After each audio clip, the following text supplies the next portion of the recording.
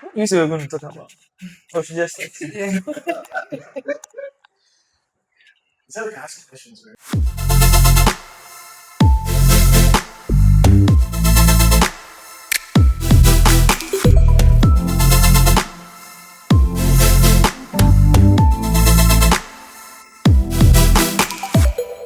What's up, guys? Welcome to Conversations with Elton again. We are here in Europe. We are here in Leo, and we just brought an episode about life, community, and how to live out your faith wherever you find yourself. And I have some other brothers now. I have two brothers and two sisters. You have to still mention your names if you. Okay, I suppose I was on the last episode, but we still need you to mention your name, and then the rest to mention their names and fun facts. Yeah. Hi everyone, I'm Isosa again. Hi, I'm Julia. Okay, fun fact. I'm a planner by profession and I love to plan. Well, you should plan. You should plan my life for me before I leave Europe. Hi, I'm Selassie, and fun fact is, I love to experience new things. So Wow. if you have any new ideas, It that's should reach you. yes, we can experience them for you. Hi, I'm Earl. Fun fact, because those around me will never believe it, but I'm actually a very introverted, shy person. Wow. All right. So all these guys are living in Europe, working in Europe. Is it worth coming to Europe? I love that. Is it worth? Is it like to a young person? When do you come to Europe? About 6 years ago. Okay. So if you had the chance to go back 6 years, what are some of the things you tell yourself? 6 years ago, I would want to come to Europe. Okay. But if 2 years ago, I wouldn't want to come to Europe. So 6 years ago, I would want to come, but 2 years Right, ago, I wouldn't right. want to come to All right, we are on air, so we can't say everything. So I hope you understand. So I mean, in the previous episode, we were talking about life, faith, what makes us share our faith at our workplaces. If it's easy, if it's something we can do easily. So this one is more like a freestyle. I'm asking them questions. They're also asking me questions, and we'll see how to pick it from there. So maybe we'll start with cultural shocks. Since we spoke about moving to Europe, what was like the greatest change for you when you moved to Europe? Both as an individual who was coming to school, and then as a Christian who was coming to live in a community where it's not like obvious, where many people are Christians, many people like Christianity is like out there on the streets and all that. What were some of the shocks for you? Yeah, you have your microphone by you. I mean, many shocks. Overall, just the way the culture is, very individualistic. Right. So nobody cares about it. That's one culture shock for me. And then I think also they're very bold, different to how the typical African is. We are more reserved in speaking what we truly think about a thing. These people, they don't care. Right. What they think, they will tell you exactly as it is. We don't care about your feelings here. Wow. Yeah. Okay, Julia. Okay, so I have two culture shocks to share. The first one, the smoke.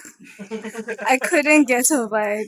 I remember one day walking home from school and I was feeling like I wanted to throw up because of how much smoke there was in Right. the environment. Everybody smokes from like young teens, 15 to a nursing mother. You think you have a baby, why are you smoking? But then they're smoking. Right. Yeah, and then the second culture shock, similar to what Elle was talking about, a lot of French people, a lot of the French, once you get out of class, so for instance, you are working with someone in a group in class, you would think that when you get out of class, they would walk past you and say hi. No, they don't know you anymore. Right. Yes, so they'll just The walk by. relationship ends It ends when when the the class class ends. ends. Wow. Yes, that's Wow. it. Yeah. Wow.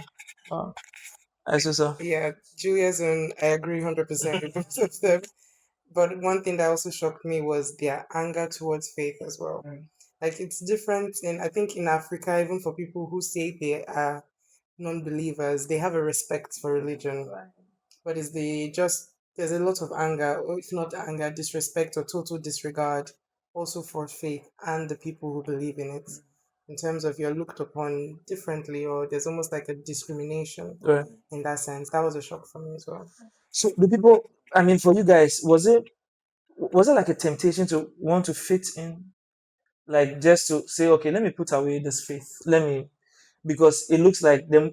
If I take a certain stand for Jesus, I'll be left out. Is that what it looks like in Europe, where people struggle or deliberate whether they should fit in or still stand out? Is that what it looks like for Christians, for young Christians?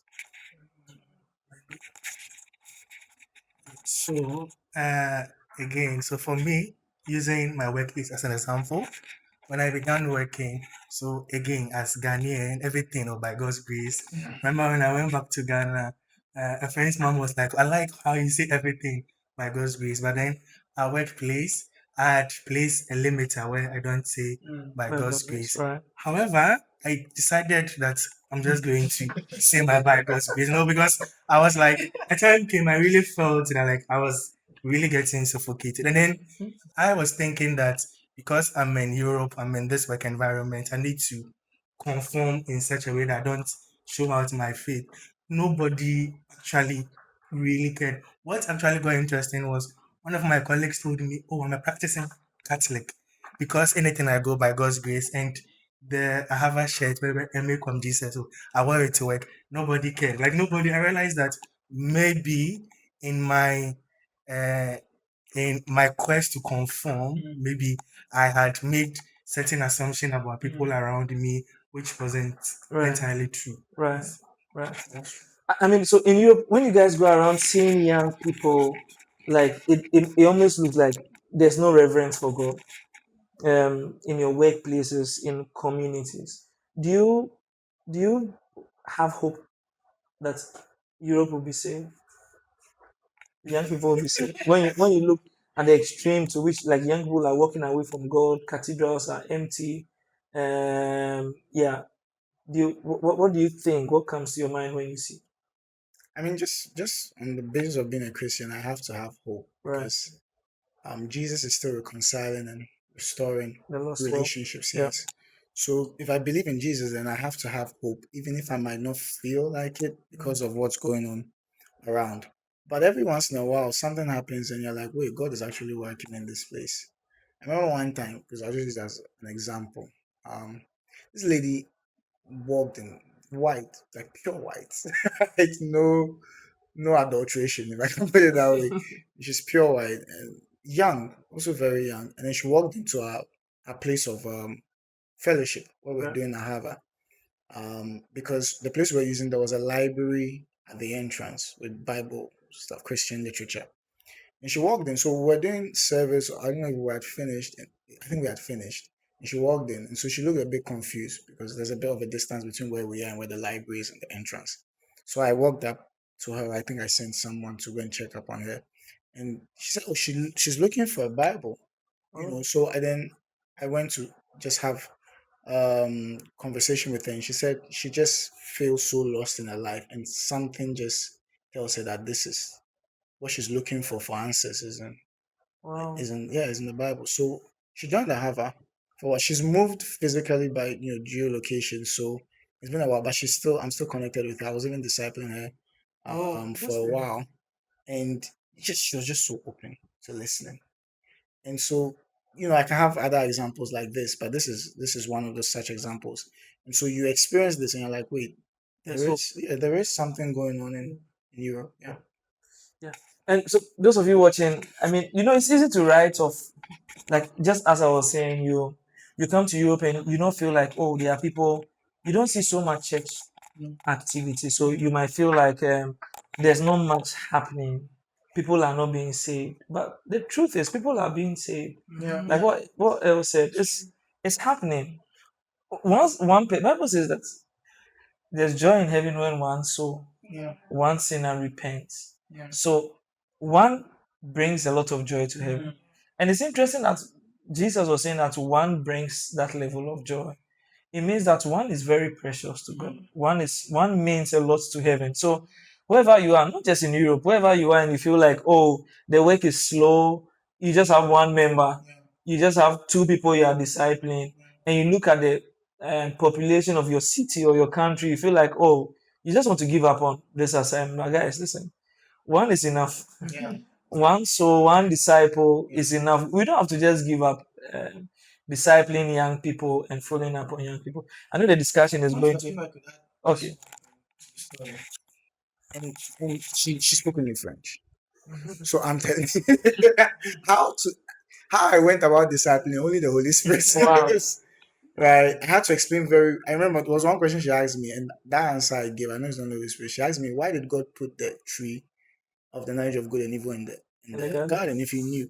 How to explain that in French? That's easy for you. Telling you. Right. Yes. I said, are we going to say something? Actually forgot. Okay. I wanted to say maybe not more of an example specifically like what El gave, but Right. you could see across Europe that the youth are searching for something. Like there is a wider search for something that they don't know what they are looking for. So it's like a prime moment. If you could give the youth something to explain what's going on or how they can have a fulfilling life, if you are there at the to give them that answer, that's I feel like that opens up opportunity for Christian fellowship, Christian groups to take up the moment. If not, someone else will go in and take that up. Yeah. Yeah, man. So, is it in line with what he said? Yeah. Okay, so you can say, and I just Yeah, I think also, as you said, with the loneliness epidemic, it all ties into this. Because I think I saw the news article, was it last year or 2024? There was a record number of the highest number of baptisms performed in France Oh, in that year. okay. Yeah, it was last year. And everybody's like, oh, what's going on? Suddenly everyone is running back to the church. So I think although loneliness is an opportunity the enemy uses, it's also a big opportunity too for the people Right. of God as well. We see men leaning more into hope as well. And you see, I see it, guys. I see the airports. I see train stations. And I see young people going on vacation. No, there's nothing going on a vacation. Look, you should go on a vacation. I think maybe one of the days I should do a podcast on vacation in Europe and why Ghanaians don't go on vacation. I think that in Africa every weekend is a vacation. I think that'll be my explanation why we don't go on vacation in Africa, because Saturday, Sunday is a vacation. But in Europe, everybody is on a vacation, and so they don't joke with it. Now, I was talking to somebody and she was sharing with me how she went on a vacation, and I in the cities I've gone to in Europe, so we are in an Airbnb or a hotel. But she explained to me that like there are hostels. Yeah. So like you go to a city, there's a hostel, like there are three people in a room. It never even occurred to me that like people go on vacations and they are in a hostel, share room, and it's cheaper. Way So cheaper. cheaper, and so many people are on vacations. Everybody is searching for a certain level of fulfillment. Everybody going for something. Everybody saving towards something. Everybody. I mean, in Europe, how you guys have phone subscriptions. You can change your phone like literally every time there's an iPhone, for example. You go on a subscription and you're paying. You don't have to pay upfront. You're just paying monthly. Everybody's searching for something deeper than the person is experiencing. So what you guys have said is so true and is so relevant. This is the prime time for actual revival and for the gospel to go in places where men are in search for greater fulfillment. Because as we all know, there's nothing designed in this world that has the capacity to bring us a certain satisfaction that only God can give to us. So at the end of people's experiences, it's still a longing for something deeper. So they experience a thing, but there's something deeper. They experience a certain vacation, but there's just something deeper. So wherever you are, guys, it is time. So those people in Europe, you have to take advantage and share Jesus with people. Not just in Europe, every other place where men are seeking for something deeper, men are going the extreme. People are becoming more adventurous. People are proposing at many heights. People don't want to propose down again. They don't want to go on their knees. Actually, they want to be in the air. Everyone is running. Yeah, yeah. Everybody's on their knees now. They don't. They want to do something unique, and so they are. They want to be. They want God to see it. So they want to be closer to Him. But people are in search for things. People are adventurous, and they are all looking in search for something, and they are looking. And everybody you see who is in quotes drinking, doing any other thing, you see as, oh, this is bad. Is this bad for your health? Look, the people even produce these things right on it that this could be Yeah. this could be dangerous for your health. So it's not like this they've seen danger and they still want it. They want something deeper. And the danger is what looks like it's taking them closer to what they are searching for. So wherever you find yourselves, guys, once you see men are striving, it looks like men are even going to the extreme of sin. They are looking for something deeper. Yeah. And I believe there's hope for Europe. Yes. Yeah. I believe there's hope. I mean, I asked you the question, but I believe there's hope. I believe there's hope for Europe. I don't know if anybody has anything to say or any question. It's freestyle. So, guys, I know our discussion is just going to different points and different places. Just Yeah, I think I have a question. I okay, don't know if maybe the group but also for you, Pastor Elton. right? As you've been traveling around Europe, where do you think has the most opportunities for ministry? Whether it be a country demographic or even with what we're leaning into. So how do we seize these opportunities, if I should say? Right. I mean, in every generation or in every season, there are people who are like, if you ask me, they are, uh, let's say, the right places for a certain level of influence you can have on them. One is the elderly, people who are very old, because one, they have come to the end of themselves. They've searched for things, they've been to places, they've done things. And some of them have concluded that there's nothing in all the things they've searched for. So they are actually a good place to speak and share Jesus with them. So ministry is, if you ask me, ministry is needed for old people in Europe. I mean, in Europe, we have old people's homes, where people, in quotes, they just, when they are tired of living with their grandparents, they just take them. So already they are lonely. Yeah. And once they are lonely, Jesus is the solution for them at that point in time. Then obviously, maybe because I'm a youth pastor, I'm into youth ministry, I'll say young people. Because once we're able to shape young people, we're able to determine what their future is going to look like. Now, two categories of young people. I'm talking about young people who have to be shaped from a very young age. So at that place where we get to share Jesus with them, because when we train them up in a way they should go, they will not depart from the ways of God. So there's a way we have to set them on. So young people's ministry is very, very important. Maybe those of you in Sunday schools, ministry, you have to pay attention to young people if you have an opportunity. Then obviously the other category of young people is the youth, because they are the adventurous people. They are in the search for much. Last year in Paris, we went on a cruise. What's the name of that thing?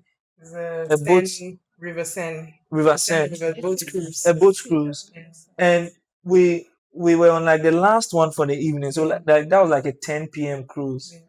And when before the gates were even open for those who had the 10 p.m. tickets, there were hundreds of young people. And once they opened the gates and we started moving onto the boats, it was amazing. Hundreds. And I think I saw Shalom spoke to one of them. I was asking where they were from. They said they were from Spain or something. They had just finished high school. And this is when they are allowed, after high school, that they travel as part of maybe their graduation package or whatever. Look, young people traveling from one city to the other, and they were wild, they were screaming, they were shouting. These people truly need Jesus at this point. Yeah, because they are looking for something deeper. So yes, on the boat cruise, they are looking and they were screaming. So from the boat cruise, they are going to something else. Yeah. guys, don't get us wrong. There's nothing. Look, I was on a boat cruise, so don't get me wrong. But I'm just saying that true fulfillment is found in Jesus. That's what we want to say. And so to answer your question, there are different age groups, and once you find yourself around any of these people, please take advantage and be the light to them. You may never know when a bridge will be built. Yes. All right. So our time is almost done. Any question, or we should just close? I have one. Okay. Um, so my question is, I mean, obviously, Europe is just a whole different culture to Africa. And I think in coming to Europe, I realized how much culture plays a huge role in expression of faith. Yeah. So, how much of how they perceive things here, and how they go about things, basically, how much of their culture should, like, if you're going to minister unto them, should you consider in when you're presenting the gospel to Right. I mean, this question I need 2 hours, but I'll just try to say one or two things. Now, we have to understand that some of this culture, when we're younger, was a culture is a way them? A way of living of a group of people. meaning that is what they know life is. Yeah. That's how they think life is, and that's how they live what life is supposed to be. So culture is a very strong thing. Look, people think just put away your culture and believe what I'm telling you. Right. But culture is a very strong thing. Like it's determining. It has shaped the way you are thinking.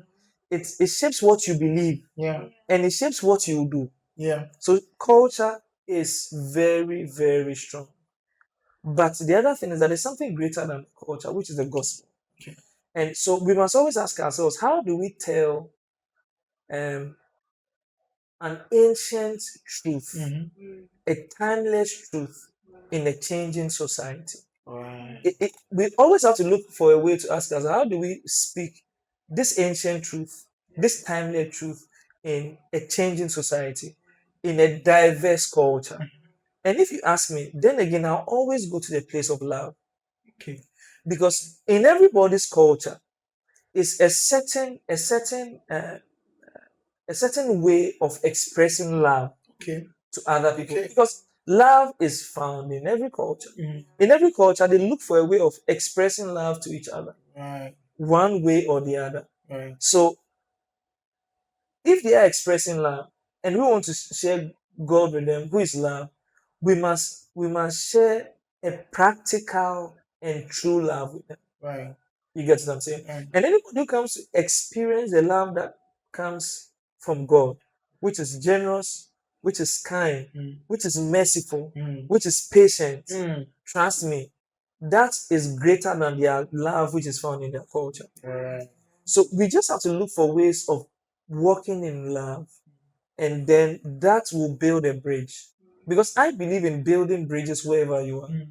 When I talk about bridge, I'm talking about a relationship. Okay. So you don't have to tell somebody, follow me to church. Mm. But you go, maybe after work, you and your colleague always move away from work. Yeah. You don't tell him where you are going. One day he'll ask you, where do you go when you are late every time from the train? Because I realize that you live here but you are late here. Where do you go to? That's when you start a discussion with the person. Right. Tell the person about my faith. And I can invite you to come and see what I do. Yeah. And come and see what I believe. That makes sense. So sometimes they come in, the experience of it is Yeah. greater than anything you could have told the person. Mm.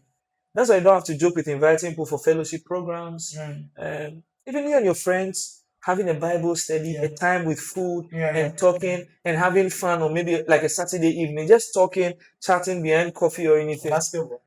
Basketball. Basketball. You have no idea the impact your conversations are even having on the person who is there, who is listening. Yeah. Yeah. So one, love. Two, once a bridge has been built, we try to get the person into a community which carries a practicality of the love. Right. Have I made Yeah, sense? that's a good answer. All right.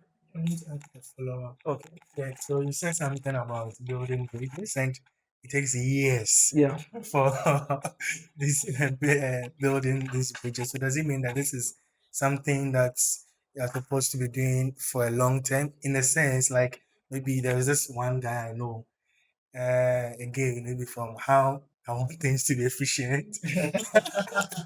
I'm this one guy I know. If it takes sometimes it takes years Yeah. for the person to start opening up their world to you Yeah. to get to the point where you can just go and bring them. So it doesn't mean that you need to be taking your time in doing this. And also, since again we are moving, some of us are not stationary in one place. We may move to a different place. What happens? When you take your time for too long. Yes. Now, when we say taking your time, we are saying that use every opportunity you get in the moment, in that time, to share Jesus with the person, if you get the opportunity. But sometimes we need to be patient for long. That's the truth. We have to understand that, guys, God is in a hurry to save that person more than you are in a hurry to save the person. Yeah. Think about it. Look at the time between the Old Testament and the New Testament. Yeah. Look at the seasons where God was silent. God wasn't sending the prophets to the That's so people. true. God wasn't doing so true. anything. Were people dying during that time? Yeah. Yes. But he was still patient. That's so true. And our patience, guys, is a message to people. Yeah. Just your being patient for 2 years and having to talk to somebody after 2 years would amaze you what your patience will do. I don't know whether I get what I'm saying. So until the bridge comes, look, it might be difficult. They might push your Jesus away. So you Yeah. always have to look for a way and then share Jesus with the person. Yes. Let's just be That makes patient. sense. Oh wait. But the other thing too is that we can be doing, maybe final words for me, is to be praying for the people. Prayer works. Prayer works. Yeah, prayer always works. So be praying for them. If you will feel impatient, if you feel anxious that the person time is going, I might be moving. Pray for the person. Yes. That makes sense. That's And great. also, I'm saying my last words, but and also our testimonies. Yeah. Look, the day somebody should ask you a question and gives you an opportunity to share your testimony, don't take it for granted. Because it's an opportunity to tell people how you met Jesus. You know, your life before Jesus, how you met Jesus, what happened to you after you met Jesus. So the person asks, oh, how come you are never depressed? Hey, the person has asked you, who do you believe in? Then you start the story. What your joy is. Where your joy is. That's Yes. a time. Yeah. Yes. And yeah, God will give us creative ways of sharing the gospel. All right, so guys, God bless you. We know this has been informal, different questions, but I know you have been blessed. I know you heard something that has blessed you. And as I said, we're coming your way from all over, from so far from Africa. We are in Lille, Yeah. and we've had a great time here. God bless you. Before we go, I don't know who's going to do French. Yeah. So Julia, tell us to go to my YouTube channel, Conversations with Elton. Tell us to subscribe, turn on our post notifications, and then you say the phrase, "Let's keep the conversations going." Okay. I think I also have to help you at some point. Okay, But that's let's fine. go. That's fine. Okay. Allô tout le monde. Allez à conversation de, Elton. de Elton Yeah. sur la chaîne YouTube. Et what's the next? Turn on your post notifications. Okay. Tu dois. Um, Tu dois, comment dire, okay. We. non, souscrire ou Okay. Yeah. Tu dois permettre les notifications. permettre les notifications, aimer tous les vidéos et Let's keep the conversations going. on doit continuer la conversation. All right. I was acting like I was understanding, but it happens. All right. So, guys, God bless you. We'll see you some other time. Bye.